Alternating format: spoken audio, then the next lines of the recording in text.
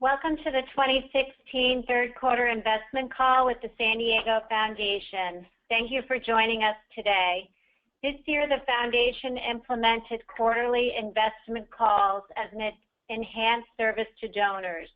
The calls provide direct access to our investment leaders in a consistent, convenient, concise format so donors can remain informed about the performance of their charitable assets. Leading today's discussion will be Horacio Valeiras and Matt Fettig. Horacio Valeiras is the president and a principal of HAV Capital, LLC, and serves as investment chair for the San Diego Foundation Board of Governors. Horacio has more than 24 years of investment management experience, is the portfolio manager for the HAV International Growth Strategy, and oversees all investment and trading functions. As Chief Investment Officer for the San Diego Foundation, Matt Fettig oversees and manages our investment strategies and activities. This includes working with the Foundation's Board Investment Committee, senior management, auditors, professional volunteers, fund managers, and outside consultants to establish, maintain, administer, and monitor policies related to Foundation investments. Today, Horacio and Matt will start the call with a brief macroeconomic update, followed by performance and attribution reports for our endowment fund, long-term pool, medium-term pool, and short-term pool funds. We will conclude with a 10-minute question and answer session. To submit questions for the Q&A session, please use the questions chat function anytime throughout the call. Any questions unanswered during the call today will be answered via email. Attendees can access slides and a recording of today's call on our blog at sdfoundation.org next week. Now, Horacio Valeiras will get us started. Good afternoon, everybody, and thanks for joining us. We thought we would start now that the election is finally over.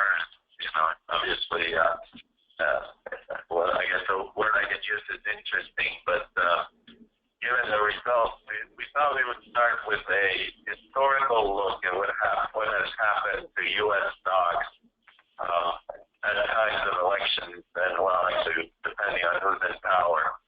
If you look at this chart, the top part of the chart has the return to the S&P 500 when Republicans or Democrats are in power. And as you can see, President in power for Republicans, a return of about 6.3%, while Democrats is 11.7%. But from this picture, you would reach a conclusion that stock markets have done much better under Democrats. However, if you take a one-year lag, in other words, you say that the first year of an administration is what happened to the stock market is really due to what the policies of the previous administration. You'll see that the difference between Republican and Democrat is virtually non-existent. That means, obviously, that while the first year of Republicans is probably not a good return year, in the subsequent years they catch up, and that makes it hard to use an election as a guide to how you should invest. We're gonna, as we look at the portfolio, we obviously take a very long-term view, and we don't think, we look more at the underlying policies rather than the parties that the presidents are for. This is a very, that the presidents are from. This is a very simplistic view of the world. And remember, there's also the combination of whether Democrats hold the White House and Congress, whether Republicans hold Congress and the White House. So there's a lot of different iterations that you really could look at. However, we don't have enough years yet in our history to really make all those cuts and end up with anything meaningful. So the election's over, fortunately, and our view is that basically it doesn't, for stocks, it really doesn't matter who gets elected, which party they're from, but rather their policies are much more important. So let's talk a little bit about what has happened you look at the next chart, you'll see the real yields for U.S. bonds, both 10-year bonds as well as 3-month interest rates. The 10-year bonds are shown in the upper line, the red line, and then the purple line has the 3-year Treasury bill rate. Now these are real yields, so that means that we've subtracted out inflation. So after inflation, if you look at the top line, for example, on August 31, which is when this chart ended, you'll see a real yield of 0%. So basically, the yield on bonds, which was about 1.5%, inflation was about 1.5%, and therefore the real yield on those was 0. That meant that in terms of purchasing power, if you held a 10-year bond, the expectation was just that you'd be able to maintain your purchasing power, you wouldn't get any return in real terms. Now, since the election, we've had approximately a 60 basis point, 0.6% back up in 10-year yield. So the real yield, inflation hasn't changed, though the expectation of inflation has changed, but the backward-looking inflation hasn't changed. And our 10-year real yields are now up to about 60 to 70 basis points. And there's also been a slight move up in short-term rates on the expectation that the Fed would raise rates at its December meeting. So why have we seen this? Well, we've seen this back up in yield because of the thoughts that President Trump would spend a lot more money on defense, on infrastructure, would lead to higher, well, there would be tax cuts, and all these policies combined are making the market concerned that inflation will move up. So the expectation for inflation has gone up over the last week. If we look at the next chart, we can also see what's been going on within subsections of the bond market. Here, I want to look really at the table on the right. The table on the right shows credit spread. In other words, how much more you're earning on each of these securities relative to where you were a year ago. So you can see the credit spread for long U.S. corporate bonds a year ago was 2.1%. At the end of September was 1.8, and now we're right back up to that 2.1 after the election. All the credit spreads have narrowed, meaning that people felt they were safer. But since the election, they've all gone back up, meaning that people think that there is some possibility that there's more riskiness in those bonds as we move forward. So we're getting paid a little bit more to hold all these securities relative to U.S. Treasury bonds. But, overall, the stock market has reacted positively, particularly the financials, thinking we're going to get less regulation. The healthcare stocks, thinking that you're not going to have a President Clinton attacking drug prices. And those two sectors really have led the market up, while the sectors like technology that are more global have fallen since the election. So if we turn to the next page, you'll see, too far. We can go back, but yes, you'll see one of the things that is actually concerning us, within the market. You'll see on the left-hand chart, you have debt issuance by the U.S. That continues to increase because of the low interest rates. And part of that issuance is going back to buy back company shares in the open market. A lot of companies are doing share buybacks. You can see that emerging markets debt issuance has slowed, which means that the emerging markets, that's in the middle chart, the emerging markets have issued less debt.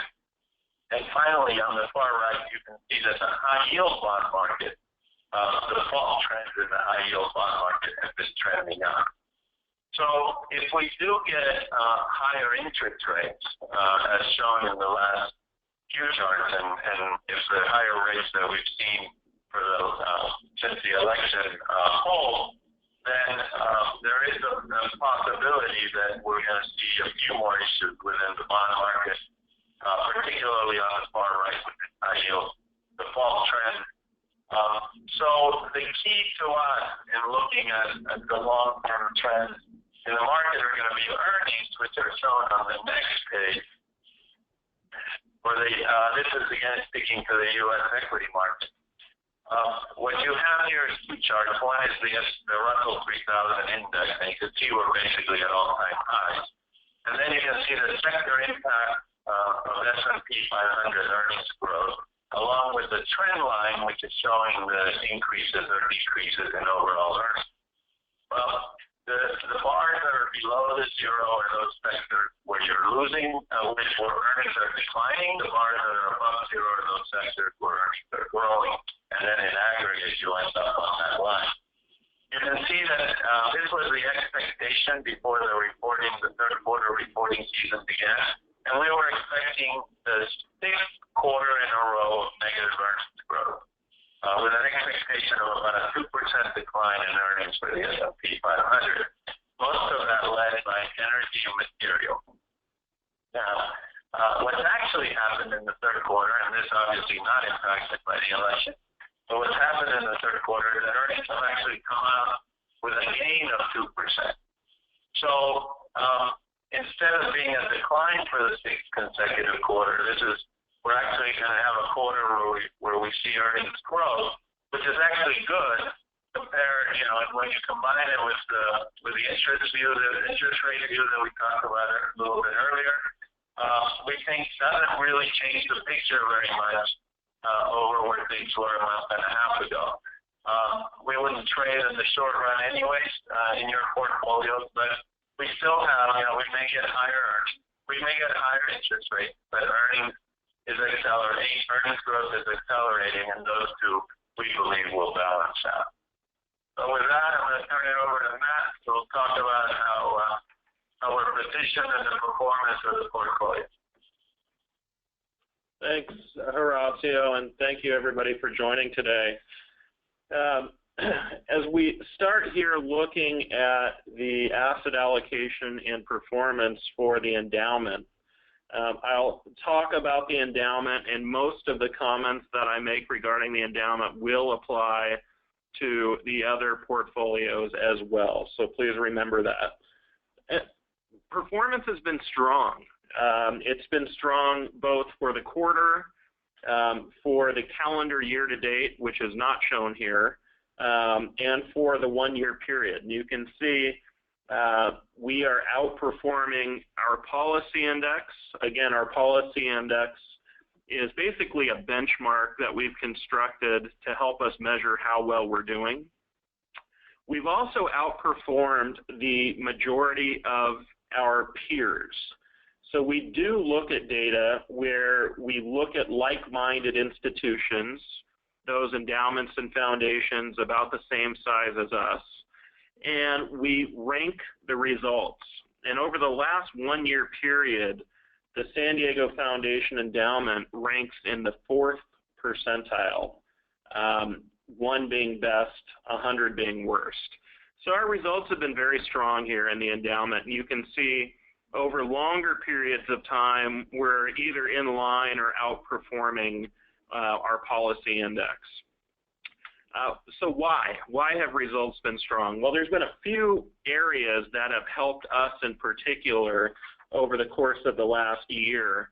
The first really being the performance of our U.S. equities or U.S. stocks. We've had a deliberate tilt towards higher dividend paying companies in the portfolio for some time. That tilt has really paid off during the course of the last year as investors have really looked for yield in what has been a low interest rate environment. And those companies performed quite strong in our portfolio. Second, I would say our exposure to emerging markets has certainly been beneficial. If we would have sat here a year ago and had this talk, we would have probably said that emerging markets had hurt our portfolio and our performance. That has turned around pretty dramatically, at least through September 30th of 2016.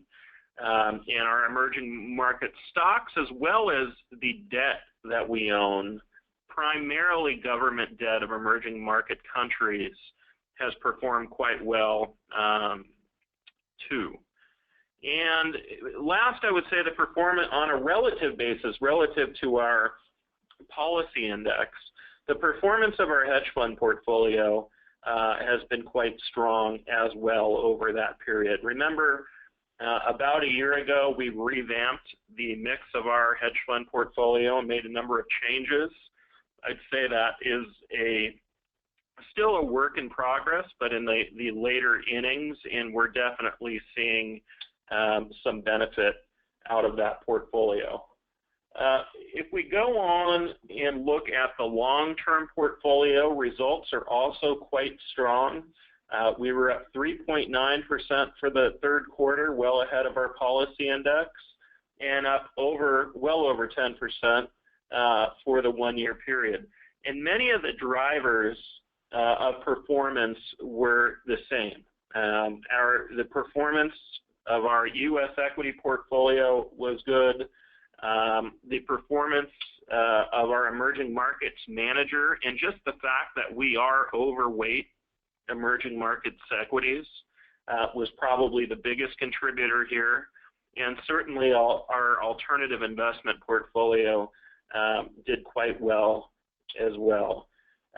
One of the differences with the long-term portfolio and medium-term pool, we do have a fixed income manager in these two portfolios that is not in the endowment, called Loomis Sales. It's a U.S. credit fixed income manager, and that manager has just really knocked the ball out of the park over the course of the last several years, and this year continue to be one of the top performers. Now, the medium-term pool, as you know, is a bit more of a conservative pool. It has less exposure to the global stock markets, but nonetheless has really face some of the same factors in terms of performance. It has outperformed over the last quarter and the one-year period.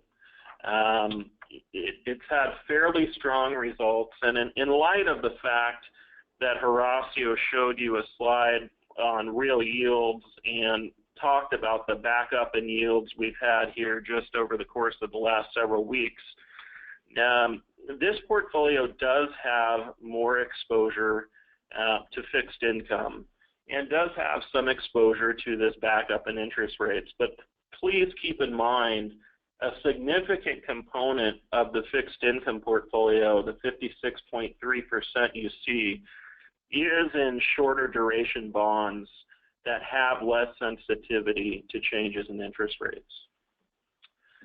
So with that, I'll conclude. Results have been good. I think over a decent period of time here, we've done quite well. We've made a number of changes to the portfolios here over the course of, let's say, the last 2-3 years. And we'll continue to make changes as we need to, but we really want this money and these investment managers we've selected to work for us and continue to generate excess return. I'll wrap up here with the short-term portfolio. As you all know, the short-term portfolio is invested in money market funds. With interest rates close to zero, there has been very little yield. It's essentially been zero for some time.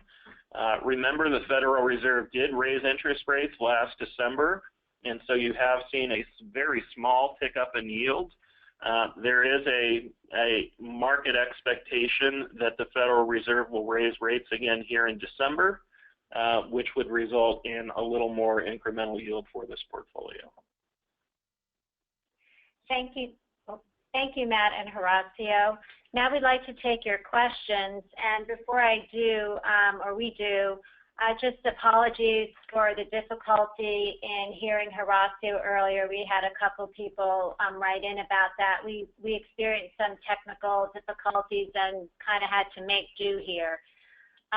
Okay, so our first question, does the San Diego Foundation's Investment Committee anticipate changes to the distribution policy in 2017? I'll take the questions. At this point, no. We decided earlier this year that there would be no change to the distribution policy for the endowment. As you all know, that distribution has been a 5% annual distribution, though it's at the discretion of our Board of Governors. In the history of this organization, we have always had a 5% distribution policy, and don't expect that to change here this particular year. Okay, we'll take another one. Will the results of the election influence the way in which the investment committee makes decisions? That is a good one. And the answer is really no, not immediately. We tend to be very long-term investors, and from time to time, should dislocations occur in markets, we will be a little more opportunistic and take advantage of those dislocations. But at this time, it's somewhat uncertain what happens here in the future under Trump. We know some of the things that he ran on were protectionist.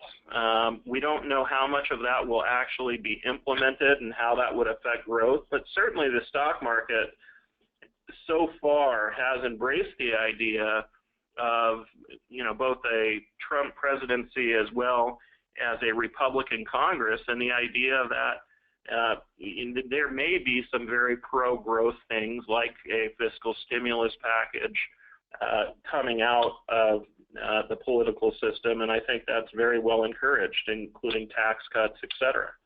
So we will see, but again, we remain very long-term. If something were to occur that would affect how we view things over a long period of time, then certainly we would be making changes, but it's just a bit too early to tell at this point. Our final question for today's session is next. If we didn't get to your question, we'll be sure to follow up with email responses. Are there any timelines for gifting granting around year end? Yeah, and that's a good question here as we enter the year end. Certainly there's a number of you that have some appreciated stock positions. Appreciated stock is an excellent tool for donating. And certainly we would encourage that form of donation around year end. The deadline here at the San Diego Foundation for donation of stock is December 23rd. We need ample time at year end for processing those donations. And just a note, your broker may actually require additional time. So being here in the beginning of November, mid-November, it's a good time to check with your broker. And just another note, mutual funds, if those were to be donated, can take additional time. They can take up to 6 weeks in some cases. So if you are planning on donated mutual funds, you want to get in gear right now and start thinking about those. I think that's the last question. Great. Well, thank you again for joining us and for partnering with the San Diego Foundation to advance a vibrant quality of life, maximize the impact of your social investment, and grow a vibrant San Diego region. Today's presentation will be available by end of the day tomorrow on our website at sdfoundation.org/investments. Have a wonderful day.